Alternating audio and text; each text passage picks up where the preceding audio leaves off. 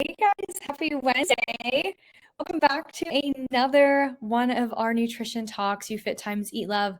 Today we're going to be talking about a really great topic on crushing your last 90 days. So before we get into that, as all of you probably know me by now, we've been doing these webinars every 2 weeks, every month since January. So I've been with you your New Year's resolutions to right now.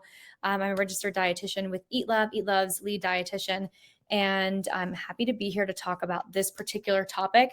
It's near and dear to me because as a dietitian and someone that is working with clients who wants lifestyle change, we can't overlook our resolutions and our SMART goals that we put ourselves to for the whole year. So on today's topic, we are talking about the last 90 days because raise your hand. Actually, let's just do a quick poll for anyone that has done a New Year's resolution. I'm just going to add one here. Just bear with me while I type it in.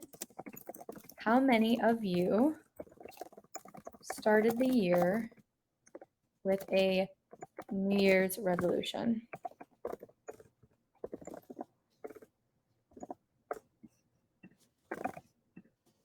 All right. How many of you have started the year with a New Year's resolution? Because we are in October, we're in the last quarter of the year. So a lot of the times when we get to the New Year's, we're drawn into the resolution, the new year, new you type of situation.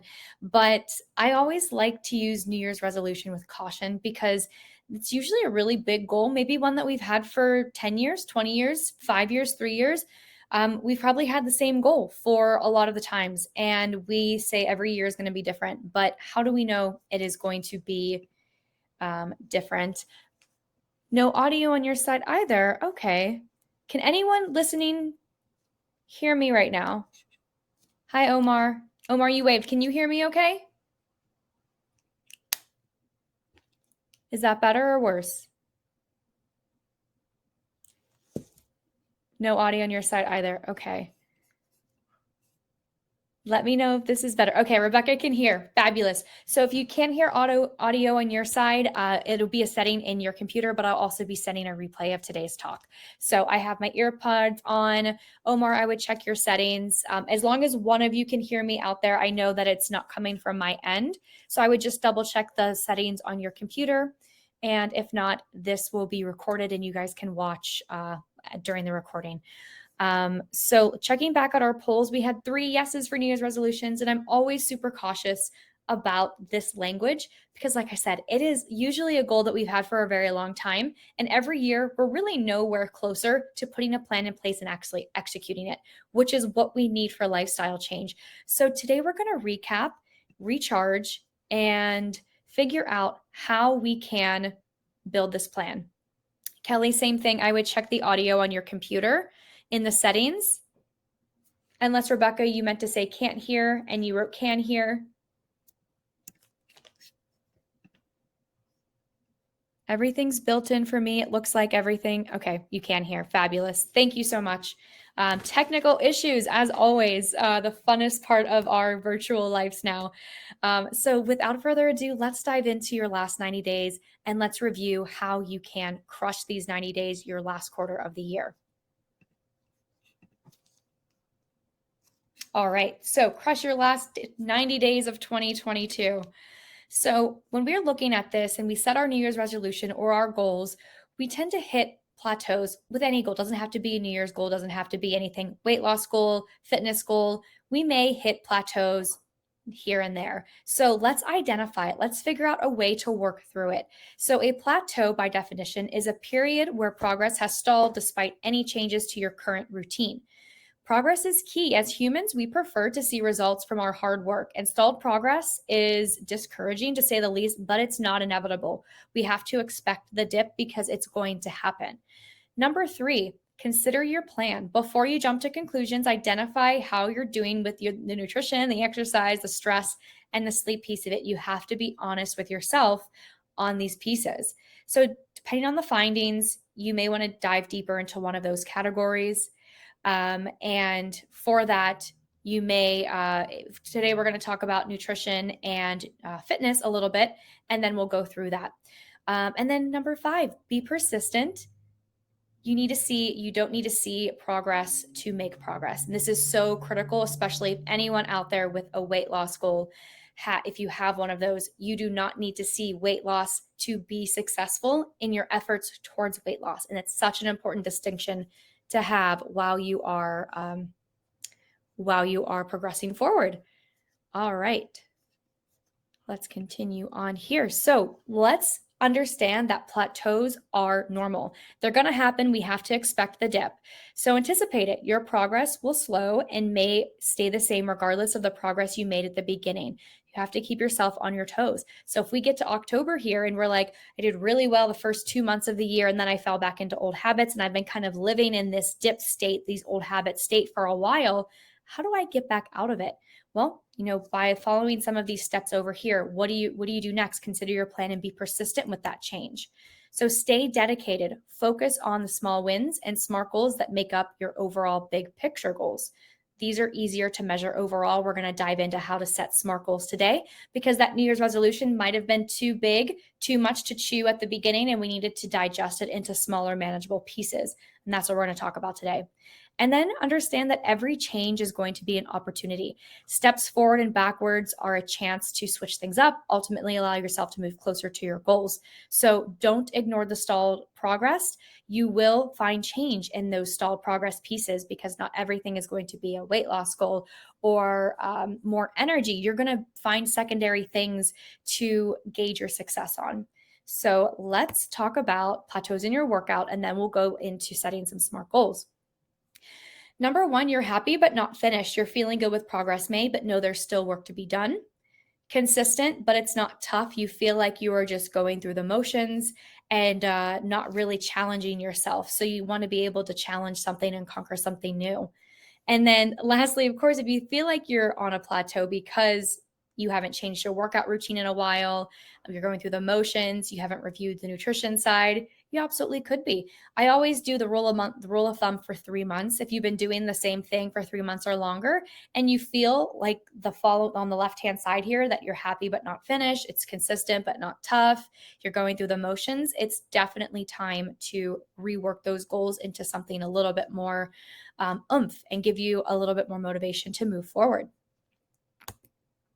So are you stuck in a plateau? Are you stuck in a rut? Here's how we're going to break out of that so you can have the most successful 90 days going forward. So revisit why you started. What was your New Year's resolution? What did you want to start the year with? How far did you get on that? Going back to our poll here, 3 of you started the year with a New Year's resolution. Like I said, I really don't like to use the term New Year's resolution. I like setting SMART miniature goals, which we'll talk about more. But this, your big goal, your big resolution, is the desired result you want to achieve. And it's typically a long-term and broad being the big piece here. We can't define broad. We can't define that. We don't know what that looks like. So we need our objectives. We need something that is achieved throughout the process that allows you to achieve those goals, which are ultimately our SMART goals. So let's talk a little bit about SMART goals so we can review that in more detail. We will do setting your big why first, then SMART goals. So if you're not sure what you should set your overall broad long-term goal as, think of these 4 points here. How will you feel when you achieve it physically and mentally? What are your core values? What drives each and every decision you have? What's really important to you and to the core of who you are, however unrelated it seems to your goal? How will achieving your goal affect your values? For instance, maybe you'll have more energy to spend time with your kids and feel more productive at work. How will your life be better once you've reached your goal? And how will your family's life be better, your career? This is your overall picture. This is why you do what you do. But we still need to define it in more granular stages so we can actually check things off and go from there. Timothy, glad to see you got the audio up and working. Fabulous. It's usually going to be a setting on your end if I have audience members that can hear me. I have all my settings enabled as they are, so I'm glad you're able to get that set up. Fabulous. So SMART goals, what do SMART goals mean? It's an acronym for specific, measurable, actionable, realistic, and time-oriented. So we can't have a goal unless it checks off these boxes. We can have it, but our success and likelihood of actually achieving it becomes significantly less because we are not measuring anything. We're not progressing. We're not moving that needle forward in any way that we can say strategically, yes, I've achieved this, or no, I have not, and I need to make new changes. So making lifestyle changes can be challenging, but setting these realistic and action-oriented goals help take away the overwhelm. So I want to give a quick example for this. And I always use weight loss because it's always the go-to, especially when New Year's hits and we're at October now, so we're 10 months in, and maybe you've been successful with it, maybe you haven't been. But if you have a goal of, I'm going to lose 20 pounds this year, and that's the goal, how are you going to lose the 20 pounds? You need to define it.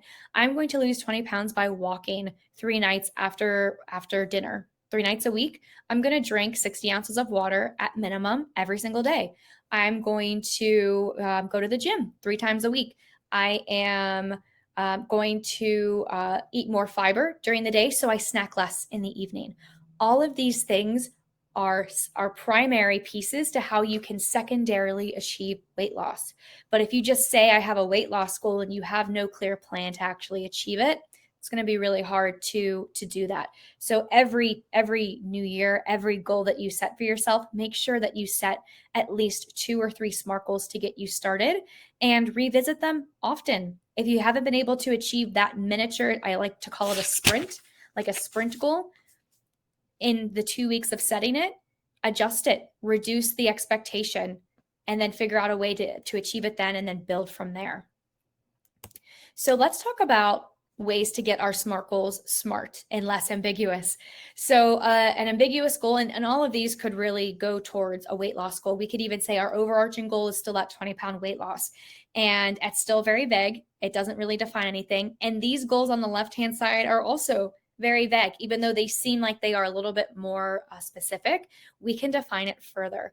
So I'm going to eat out less. Fantastic. But how are you going to carry out that plan? If you're going to eat out less, you're probably going to have to cook more at home. So you're going to need to have a plan at home to make more homemade meals at least how many times a week. So in this goal, this SMART goal specific, we are measuring for 3 nights a week. I'm going to cook a homemade meal 3 nights a week, and that's exactly how you're going to eat out less. The second one, I'm going to eat more vegetables. Okay, great. Love that. Let's define it further. I'm going to eat 1 cup of vegetables at dinner 4 nights this week, and I will choose a new vegetable to try each week for the next 4 weeks. Extremely specific, tells us exactly how we're going to get more vegetables into our diet. These are almost like empty promises in a way. We put them on a whiteboard, we write them down in a journal, but if we don't have anything to check off as we're going, we don't know how we're doing with that specific goal. The third one is I'm going to increase my fiber. Again, really great goal for weight loss, but I'm going to specifically switch to whole grain options, gives you a little bit more fiber, and add 2 tablespoons of ground flax to my breakfast every day for the next 2 weeks. 2 tablespoons of ground flax is going to give you a really great boost of fiber in the morning. It's going to keep you fuller longer. It's going to do a lot of really great things. So you can add ground flax. Doesn't really taste like anything. So you can add it to a smoothie. You can add it to eggs. You can add it to pretty much anything you would have for breakfast. So that would be an easy way to check off, I got more fiber in my day. I'm going to exercise more. We all love this goal. We all want to have more of a moving lifestyle, less sedentary, if you will. So how am I going to do that? I'm going to go for a 30-minute walk after work 3 days this week, or I'm going to go to the gym 3 days this week for 30 minutes and then replicate it the following week. And that's another thing about increasing any type of increase in your lifestyle. Exercise usually typically tends to be that one that we want to do every single day without fail. And if we don't get 7 days, we failed and we have to start from scratch. Not the case at all. If you are exercising 1 day a week and you want to go to 2, hit your first week again, make sure you go 1 time, and then next week go 2 times, and then replicate it 2, 3, 4, 5 weeks if you have to make sure that becomes a baseline for you so that you are able to gradually increase those days. We don't go from 1 day to 5 days a week, week to week. It's going to take some time to build up that gradual process. And then lastly, for these goals, I'm going to get more sleep. Great. We'd all love more sleep. But how are we going to get more sleep? Do we need to go to bed earlier? Do we need to turn off our devices? Do we need to get up earlier? Do we need, a lot of different things. We need a bedtime routine. So I'm going to stop looking at my phone or TV 30 minutes before I go to bed this week so I can fall asleep earlier. That way you get more sleep. You're able to wake up at a reasonable time and feel more productive during the day. So let's talk a little bit about overcoming SMART goals and barriers. For our webinar today, we have a lot more content, nutrition content versus the Eat Love demos. But I do want to pause here and get another poll for all of you watching today. Did you know that UFit Gyms has an in-house nutrition program with Eat Love? And we talk about Eat Love all the time on these webinars. We may not get to a full demo today because we have a lot of content to cover. And also in our Facebook group that I know many of you joined right before we started today, I had, I think, 20 new requests. And I also have our QR code towards the end of this presentation today that you can join. And so UFit has an in-house nutrition program with Eat Love. If you didn't know, you do now. It is part of the Premium Plus membership where you can eat for your nutrition goals, your family's goals, create a system at home. You can online grocery shop online, basically an end-to-end system. So if weight loss is your goal and you don't know how to eat for it, we're going to take that burden away from you and we're going to teach you and educate you and keep you accountable to that in a very smart lifestyle goal change as well. So let's talk about overcoming our SMART goal barriers. Ask yourself, number one, if I make these changes, how will my life be different than it is today? Number two, brainstorm and provide yourself with realistic solutions to the problem or barrier to change. Consider a variety of options, even ones that you haven't tried before. So get creative with them. Number three, evaluate if this is a realistic solution for you by listing the pros and cons. I love pros and cons lists and thinking about the solution and how it will help you achieve your goals. I love the point on the realistic solution side of it. If this has never been successful for you in the past, how will it be this time? What do you need to do to make it realistic this time around? Is it taking on less? Is it being more consistent? Is it finding an accountability partner? Is it signing up for a nutrition program that can help guide you towards those changes? Number four, select the best solution that will help you make the desired lifestyle change. So take yourself through these 4 steps when you are feeling like you have that barrier that you can't get over just right away. So some barriers, and some of these we can control, some of them we cannot. Lack of time, lack of energy or motivation, lack of resources and knowledge, at least to get started. Caregiving obligations. Are you third, fourth, fifth on the list of people you need to take care of? Not really one that we can control, but definitely one that we can't ignore if it is a barrier for us. Work and travel schedule. May not be able to control our work schedule, but how do we find the time when there is no time? Lack of support being another one. So there are ways that you can chip through these barriers. Lack of time. There's always going to be time for something, whether or not we know it at all. So if it takes just writing down in your journal 5 minutes of time that you need to self-care, plan your meals, start small. We don't need an hour at the gym. We may need 10 minutes to get started just so that we can get ourselves there. But if we're dreading it before we get there because we've set the timeline and the time that we need to be there to feel successful, that's going to be a barrier in itself. But if we can get there for 10 minutes and you're like, hey, I've been here for 10 minutes. I feel really great. I'm going to stay another 10 minutes. That's more realistic than saying, I'm going to go to the gym 4 times a week for an hour when you don't go at all just yet, or you go very infrequently. So find it realistic and then make it work for your schedule. So are your barriers behaviors? Likely that they are. Some of these are, lack of time or lack of energy or motivation can absolutely be behaviors if you're not getting enough sleep, so you don't have the energy. So absolutely take a peek at your barriers. Are they stemming from long-term behavior challenges or things that you've done for so long? The pandemic changed so many of our behaviors and just the way that we do life. I know for me, it was lunch. Lunch used to never be an issue. I worked at a clinical setting where I got lunch every single day, did not have to worry about what I was going to take and eat at work. Now I work from home and I am responsible for making my own lunch. And I have not figured out that groove just yet to make it really great where I'm like, oh, what do I do for lunch? It's a pain to get over. So that rut, that plateau that I am stuck on for lunches is a behavior now, just not planning, not having enough options available to me. So are your barriers behaviors? How do we get out of them? So defined, they are just deeply entrenched behaviors learned through family, social groups, environmental factors, reinforced for years. The pandemic was a couple years ago and turned into habits. So not having an idea or plan for lunch is now been reinforced for years, and not having that plan in place because now I'm relying on myself to get it done. And I am doing much better with it, but it's not perfect, as are any type of change is never going to be perfect. So food and health choices are patterns too. We can't talk about change and re-establishing where we want to be for the next 90 days without understanding the stages of change piece of it. So there is a 5-step process here: pre-contemplation, or six, pre-contemplation. So we have no intention of changing a behavior. In fact, we don't even know that the problem exists. Contemplation is that we're aware of it, but we have no commitment to take action just yet. Preparation, we've kind of hit that breaking point that we're like, hey, something needs to change. Maybe the doctor gave you some news with your last blood work that you're like, okay, I need to figure out how to manage my diabetes going forward. Or, I'm showing signs of liver disease or fatty liver disease, and I need to make some changes with my diet, but not really sure how to address that action just yet. Action means that you're going to have a plan in place. You're thinking about it. You're actively modifying that behavior. So even signing up for EatLove, where you're able to select your health goals and put in all your preferences and your family's preferences and say, yeah, I want to plan dinners this week. And then you get that. That's an action that's taking step forward in your health and taking your health back. Maintenance is that you're sustaining this new behavior. It replaces the old behavior. So for me, if I'm looking at my lunches and I go 6-7 weeks and I've had a really great system in place to get lunch at least 4 days out of the 5, and then the 5th day, maybe I'll stop and grab a salad from, a place around my apartment, that's going to be really successful for me coming from where I'm at currently.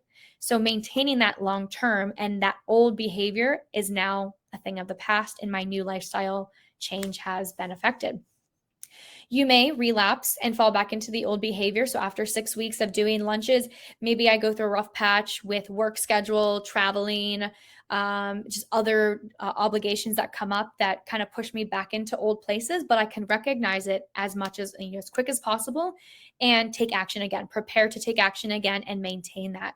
Our lifestyle journey and our health changes are ongoing. That's why this is just a continuous circle. It never ends. The journey is never over. We have to find ways to make it work with our schedule as is, because chances are our schedule doesn't change a whole lot. So if we don't have time for it now, we're not going to have time for it after something happens, a lifestyle change, a job change. There's always going to be work to be done. There's always going to be obligations to take care of, family business. So the best way to do that is when you feel like you have no time, because you're never going to have time. So the holiday season, which is why I love talking about this right leading into the holidays, because if we can figure out a plan for the next 90 days, we can figure out a plan for the rest of our lives, because we're never going to have as many parties as we have lined up for the next 12 weeks than we do right now every single year. So let's stop using January 1st as a way to detox from the last 12 weeks of our habits and getting back into the swing of things. Let's not ever get out of the swing of them. This circle doesn't stop. There's no stopgap for holidays. Everything is continuous. So how can I figure out a way to make lunch happen during the holiday season? How can you figure out a way to increase your physical activity during the holiday season? How can you figure out a way to manage your intake of sweet treats or Halloween candy or pumpkin pie or Christmas turkeys, whatever goals or whatever food that we find over the next 12 weeks, how do we make it work? Is the goal here. So changing those behaviors, what are we going to do first? We are going to write down our plan. We're going to identify those triggers and replacement habits. What are we doing now? What should we replace it with? Focus on doing that replacement habit every single time that trigger happens for 30 days. Again, it's not a stop. It's 30 days to reevaluate. Next 30 days, reevaluate until that is no longer a thought in your mind, because it's so automatic and something that you can consistently hit over and over again. So I want to do one more poll. We do have some time to go through the demo today. While I'm queuing up that poll, here are just some positive tips for behavior change too. Is just to change your mindset, think positively, get help when you need, ask questions, celebrate the small wins. We don't have to achieve our overarching weight loss goal of 20 pounds in a month. In fact, it's very unhealthy to do that. A 20-pound weight loss goal would be something over the course of 6 months. It's not going to be overnight. It's not going to be in 1 month at all. So if we were able to go to bed earlier, for 3 weeks and we got more sleep and we felt more energized. Reward yourself with something that you really want to do, a new pair of walking shoes, a nice night out. Always reward yourself with a way that you're able to sustain it. And then, of course, recognize old patterns and habits as they come up. So let's talk about mealtime and stressing about mealtime. How often do you feel stressed about mealtime? Considering the average person is going to think about food 200 times in a day. We make 200 different decisions about food every single day.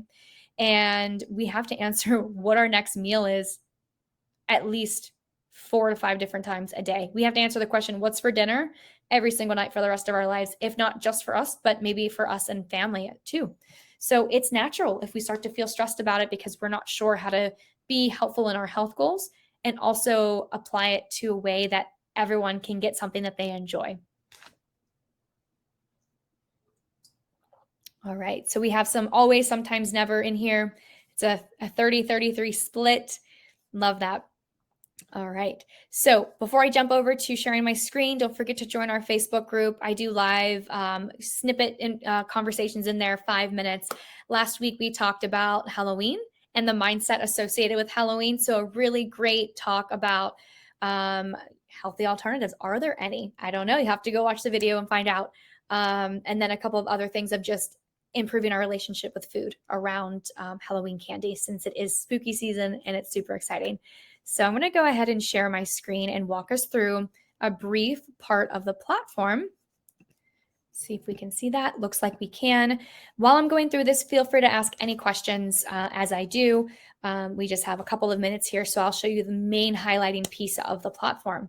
When you complete your profile, and you will be invited once you upgrade to a Premium Plus membership, I believe it's $10 more than the Premium membership, and it comes with some HIT Plus classes where available and some on-demand classes, as well as EatLove access. So it is a definite bang for your buck if you are looking to improve your nutrition and get that extra piece of, I'm stuck in a rut, a plateau. What do I do next? How do I improve and increase the variety of food in my diet? EatLove is going to help you do that and give you some really practical pieces of advice when it comes to meals, snacks, and everything in between. So you'll be prompted to answer a couple of questions when you fill out your profile. The first being, what does your goal look like? We have 30 plus nutrition templates that range from lifestyle goals like a healthy diet to weight loss, high cholesterol, high blood pressure, diabetes, and even anti-inflammatory, low carb, increasing your fiber intake. Lots of really great options here. You put in your height and weight activity level. It'll give you an estimated calorie range. And I can see my personalized nutrition prescription is right here for a general healthy diet. Here's my calories, here's my macros. We're going to give you all of that range and information. Every single template and meal that we offer is also going to have minimums. So if you were to do a full day of EatLove recipes, you are going to have no less than 25 grams of fiber, which is our baseline. And it's going to adjust for men and women as well. So this is truly customized to you specifically, as well as fruit and vegetable servings. This is one thing that we definitely overlook when it comes to just any type of lifestyle goal. You would fill out things that involve your nutrition preferences, who's eating what of your family. So right now I have myself turned on for everything and my boyfriend's turned on for dinners, but just dinners because we're on our own for everything else. Food avoidances have the top main allergens that you can think of. You can also add more down here. And then cooking and shopping would be kitchen equipment. Skill level, do you care about organic things? When it all said and done, it's about 4 to 5 million different dietary factors that go into a meal plan, which is why it can be stressful at times, or at least overwhelming. Maybe not stressful, but just, I don't want to do this again. I'm out of ideas. I need some inspiration. This is going to give you the golden ticket to do so. So you can see my on-demand inspiration playlist of meals is what I like to call them. I like planning from expanded view so I can see my week at a glance. And if I log in and I see an egg scramble on Thursdays, I'm not really one to make eggs during the week. It's just a process to take out a pan and do that. So I'm going to be more drawn to yogurt style dishes. So I'm going to swap this for a yogurt style dish, or maybe something like an overnight oats or oatmeal. But I have thousands of different options here that I can choose from. And maybe I want to go this yogurt, blackberry, raspberry situation here. And maybe I want to do this for breakfast the entire week. Make it really, really easy on myself. You don't have to have a full day's worth of meals that are populated, you can have 4 dishes a week and you're going to make a huge dent in what you would eat for the week. And it's going to remove that overwhelm of time and barrier that comes to planning the week in advance. Snacks are great, but I'm definitely not going to eat a different snack every single day. So I could swap this for something different, or I could batch cook it just so I have enough days here. The exact same thing. So 1, 2, breakfast and snacks are completely finished, and I know I'm going to get a really good option of fruits, healthy fats, and proteins from our nuts and seeds. Dinner is where I'm going to use EatLove a lot to rely on some of the planning aspect of it. So I can click into this recipe. Yeah, this looks good. Super simple, very basic ingredients. And then I have a nice sliced tomato and feta salad on the side. So I have my vegetables, check. I have my protein. I have my whole grain. Or in this case, it's not a whole grain, it's white rice, but you can do swaps if you need to in that setting. So simple ingredients, simple recipes. It's going to tell you how much to eat when, also all of the nutrition information. One of the things that I love EatLove for is the restaurant meal swaps. These are all smart swaps based on your location. I'm going to use my actual Austin address because I have a couple more options there, and I can click on a dish here, and it's going to show me what is a SMART goal based on my nutrition prescription. It tells me exactly what it is, and if it's an okay choice, it tells me why it's not an okay choice or not a SMART choice. It's 1,000 milligrams of sodium over. Okay, not a really great choice for me in the moment, but if I was planning a little bit better for the day, maybe I could make it fit depending on what else I had in my meals. So I could use that swap option for restaurant meals. We have 30 of the most popular restaurant chains. I do want to point out our recipe search where we have 7,000 of the dietitian approved recipes right in here. So really great options that you can use the keyword search. You can also filter by dish type, cuisine type, skill level. Good source of certain nutrients like protein, magnesium, calcium, all that good stuff.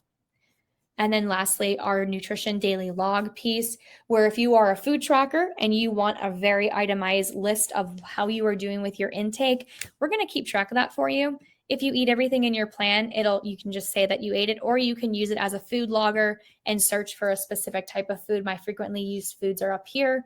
So maybe I had strawberries for breakfast, and I also had some yogurt. If I have yogurt here, perfect.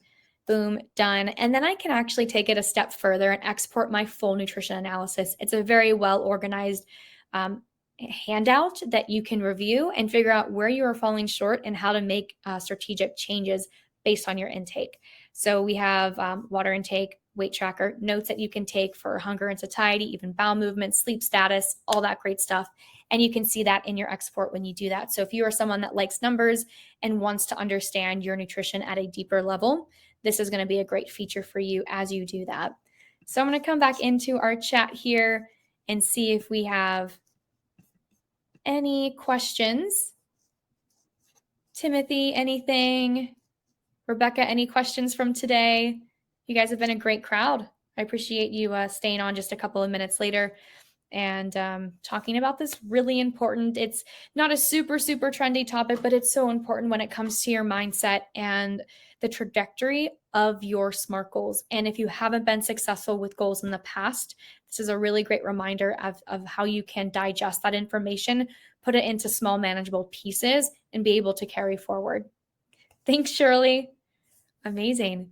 So we have November and December. November, I believe we're going to be doing something on, of course, healthy holiday side dishes, the mindset of that, improving relationship with food, because like I said, if we can figure out a plan during these 3 months, you can live a lifestyle change the rest of your life. So I love starting goals in this. This is like my jam of lifestyle change, because there's so many things coming at you that if you can organize it and figure out a plan forward, you're going to be so successful and it's going to be maintainable long term. And that's what lifestyle looks like. Gone are the days where, can I eat this? I can't eat this because I have this, or I can not even a question when it's a lifestyle change, because you know that you can have it in balance and moderation and you don't fear it anymore. And you have a better, clearer picture of that going forward. Amazing. So I appreciate all of your time today. If you have any questions, feel free to ask them over in our Facebook group, which I think is just YouFit Gyms times EatLove.